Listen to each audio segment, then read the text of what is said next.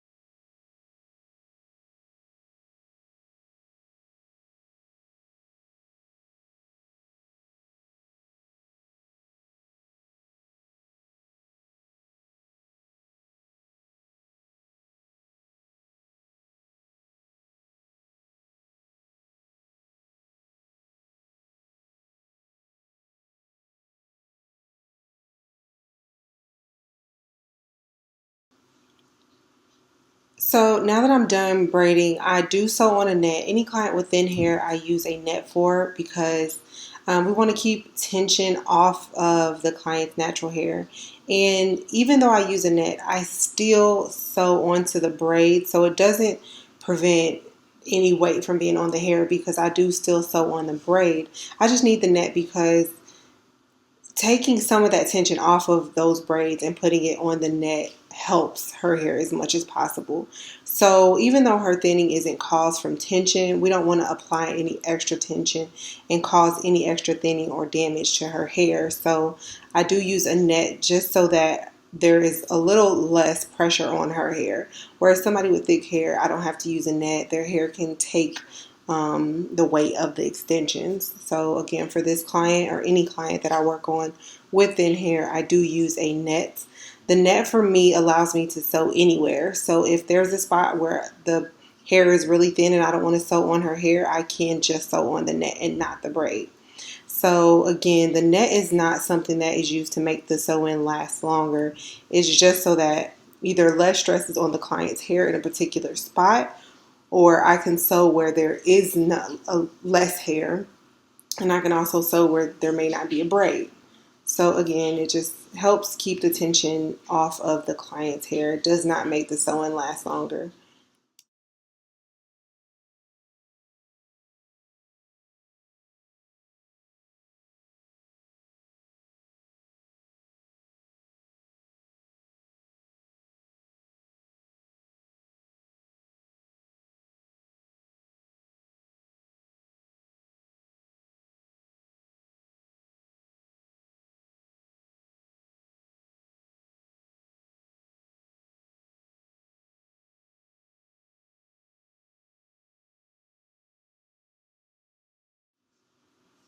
So now that I am done with the net, I'm going to sew in her extensions.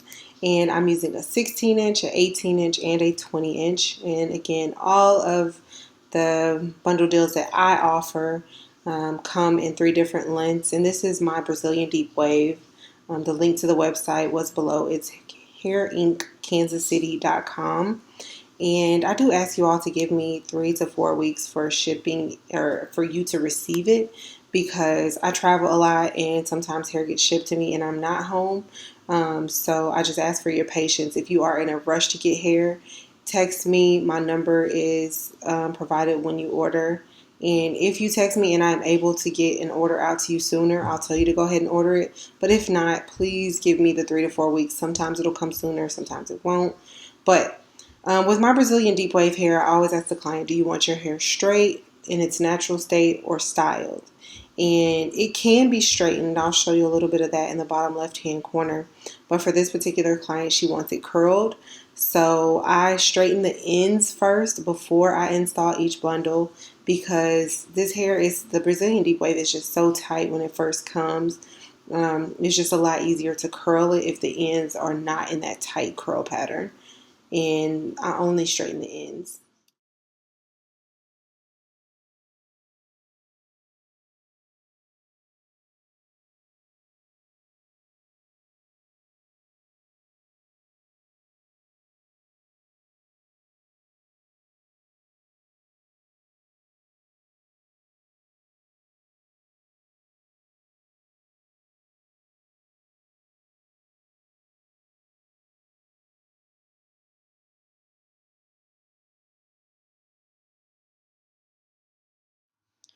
So when it comes to sewing in on someone with thin edges where hers are, I start my hair facing, well, there you go. I start with the weft hair covering the edges. So as I start sewing, it'll start right there where that arrow is. And usually I would start right above the ear, but since we're covering, we want more hair. We don't want it to be thin when it covers her edges. So I do start further up, and then instead of going on the other side to the corner, I go further up as well. So you'll see how, if you look at my just traditional sew-in videos or my deep sew-in, deep side part sew-in video, you'll see that the difference in this install and that install is I do go a lot further up on each side, and it takes a lot more concentration and paying attention to how much space you have left to make sure that you are balancing out each side near the end of the sew-in, and you don't have more space on one side versus the other. So that's very important. When someone has thin hair, you don't want them to have to tell you that they want full coverage over the thin part. They want it to be full. So, yeah.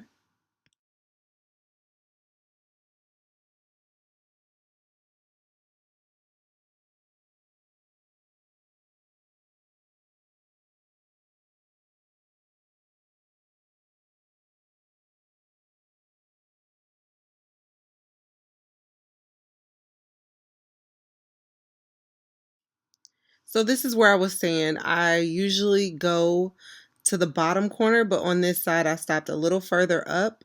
And I'll also show you a trick where if you're doing your sew-in like this and your fold over isn't so flat, I will one of two things.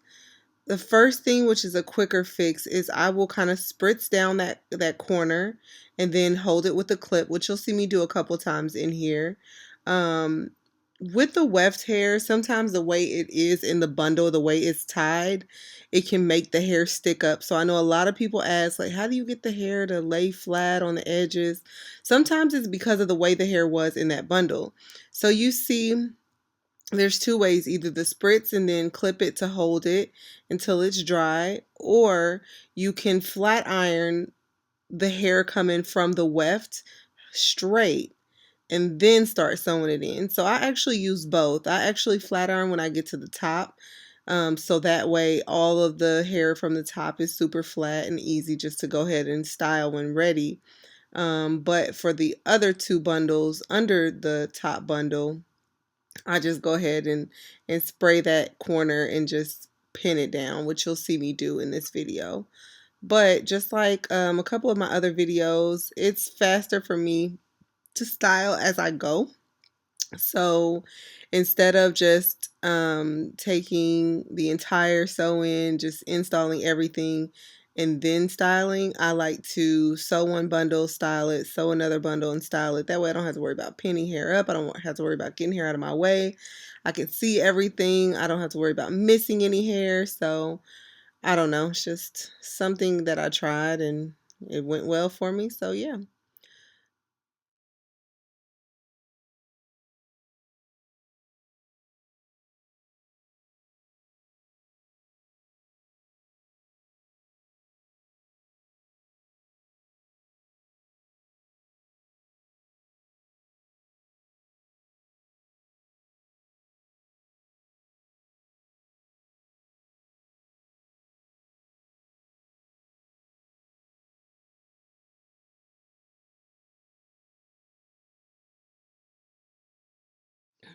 Yes, after all of the curling or straightening of this hair, it does go to a deep wave pattern. It does go back, and I'll upload a picture of that in the upper, or sorry, well, yeah, the upper left corner. I'll show you that picture of what it looks like when it's just washed and air dried.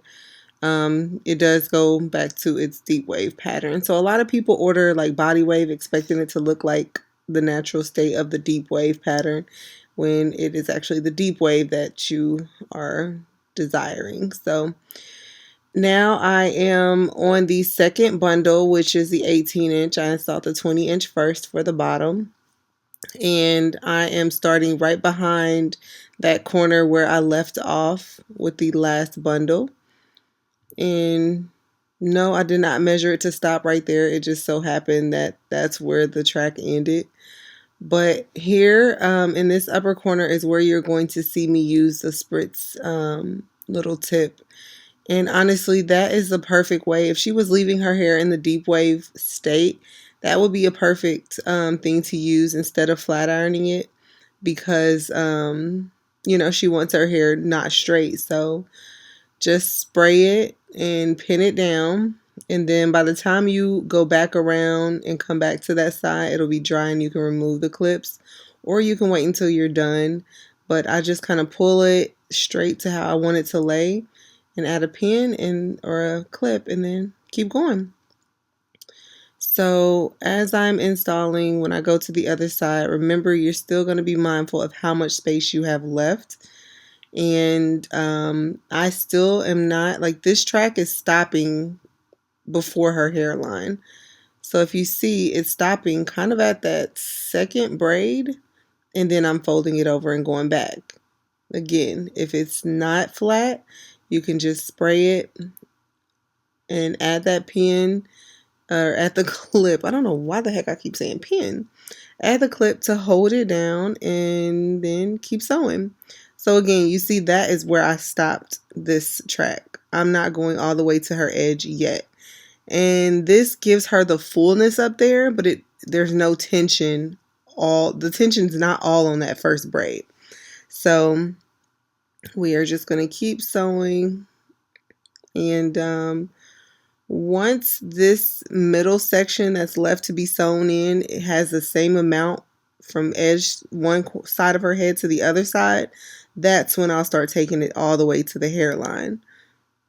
So I hope y'all understand, like, there's still a lot of space up here. So I will not go all the way to the edge on that other side until the space on this side is kind of equal to the other side, because you don't want to run out of space. You don't want to have to sew a lot of hair on the one side, not the other. I like my sew-ins to balance out. And again, we still have one more bundle to sew in.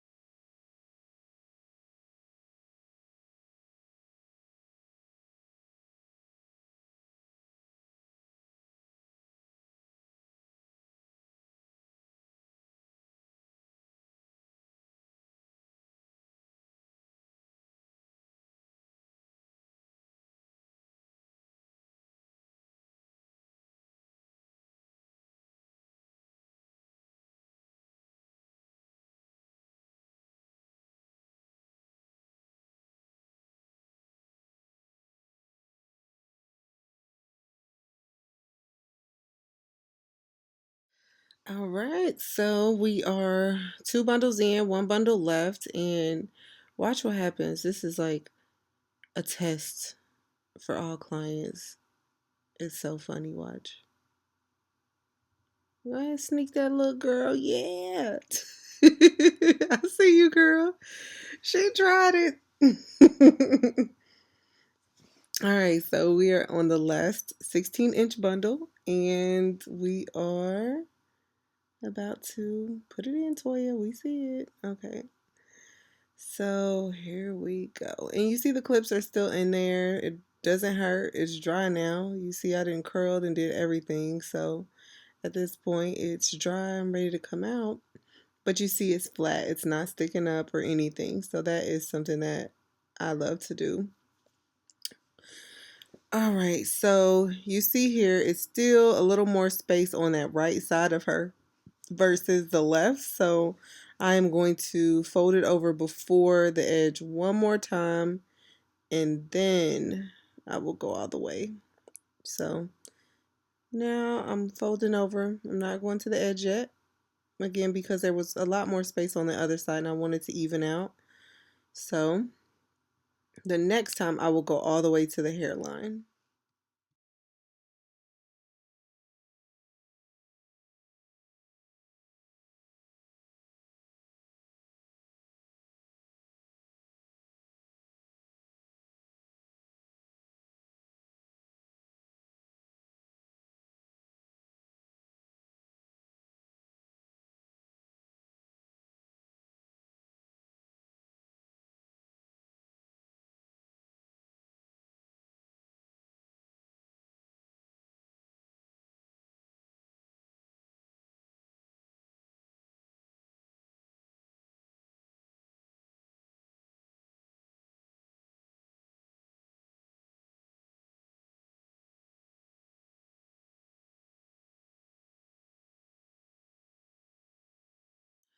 So this is me doing what I said I do. If you don't want to do the clipping of it, you can just flat iron the hair that's coming straight out of the track, and that will make it lay a lot flatter as well. Sometimes a lot of people are like, how do you get that hair from sticking up? That's how. If you just flat iron it when it's fresh out of a bundle, or when it's been held tight in a rubber band or something like that, like the hair just goes haywire where the rubber band was.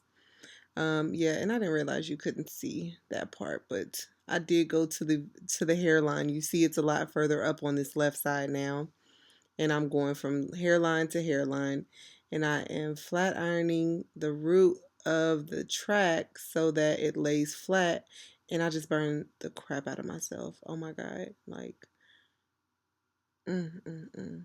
I can feel the pain all over again. It was terrible. Like, I'm gonna show you later. Like, I was so shocked. I know, why am I still standing there? But it hurt. Like, it hurt. It was like 1 inch, 2 1 inch burns because I like clamped my arm with the flat iron. Look at that. It boiled over. It was terrible. It was like a big boil. Oh my god. It looks not so bad, but if you had a burn, you know they don't stay like this. Okay. I'm back. I am very dramatic and I have a very low tolerance for pain. So yeah. But I went to this edge on the right, and then I'm going all the way to the other edge on the other side. And this is not the last row. I have one more row to go. So when I go to the other side, I will sew all the way over there and then come back, and then I'll be done.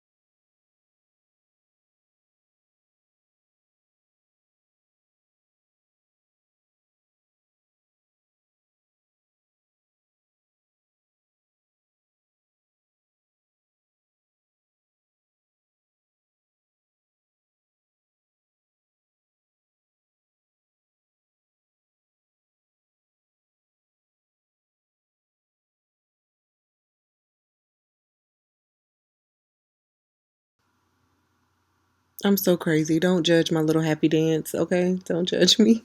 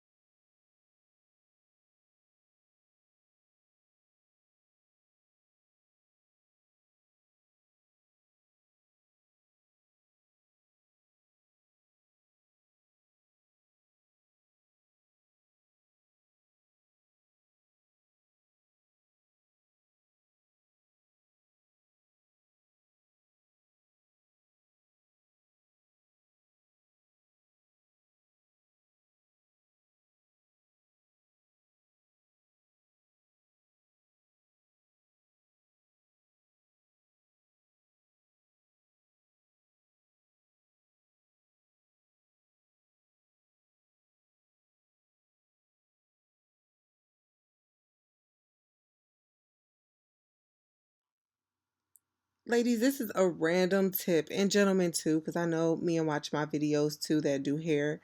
But if you do not know how to do something, just tell your client that you do not feel comfortable doing it. I have turned away a client before because her hair was too thin for leave out and she wanted one anyway. And I'm like, I'm not going to do it because you're not going to walk out of here with the track showing and then accuse me of it. So I literally did not do her hair, but she did not. I offered her a closure. I offered her, another option, but she didn't want to pay any extra for a closure, nor did she want to pay extra to have a closure installed. So I helped her find someone who would do like one of those full sew-ins with a circular closure that you make and glue in or sew in. I don't do those because no part does not look natural to me. So I found her someone who would do it for her. But again, I have no problem turning away clients for things that I don't do or things that I am not comfortable doing. So please, instead of messing up your name with a client or your reputation, tell them that you don't know how to do it or you won't do it. Now, if you're practicing and the person knows that you're practicing getting better at something, by all means go for it. But don't practice on someone's head who doesn't know you're practicing.